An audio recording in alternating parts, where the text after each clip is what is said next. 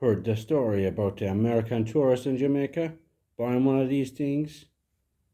The woman was trying to warn him about them, but he said, "Ah, shit, I eaten cherries before, lady."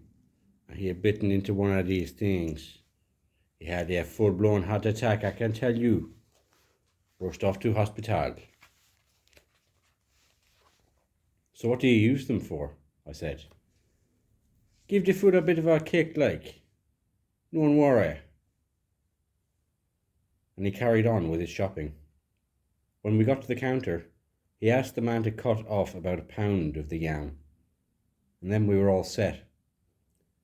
The food was hot enough to put blisters on my tonsils, even though they were in a jar in a hospital somewhere. Hot enough to burn holes in paintwork. Worried about the excretion of the stuff later. Leroy fried up some chicken, then made gravy for it by adding 6, yes, 6, nasty green little stinger peppers.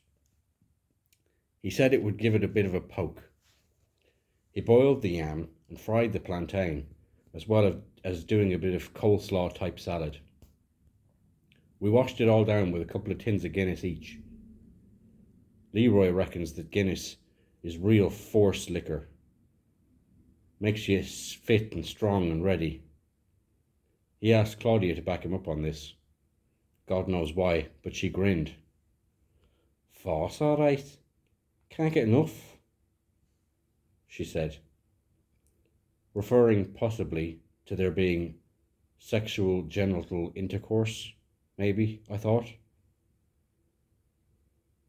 "Why don't you go into the cookery business, Leroy? The food was brilliant," I said, trying to avoid setting my teeth on fire with the breath I was breathing and the lies I was telling. "Thing is, Brother Ted, the consumer don't like this type of food.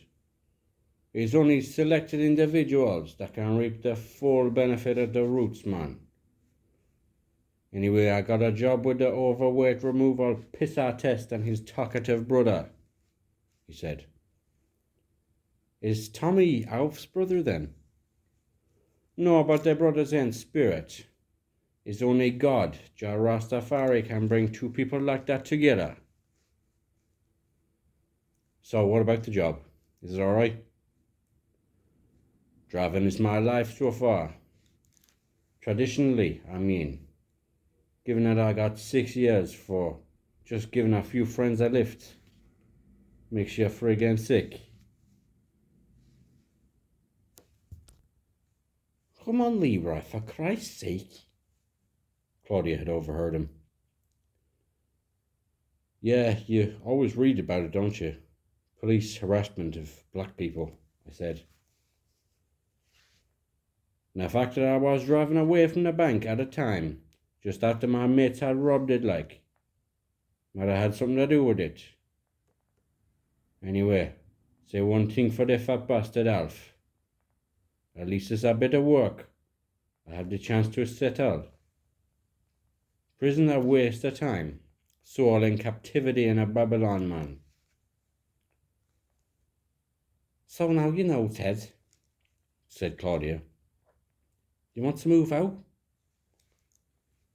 "I'm happy here. You want to meet my family? Difficult to talk about. Just evil, worthless, boring people. I had to leave them."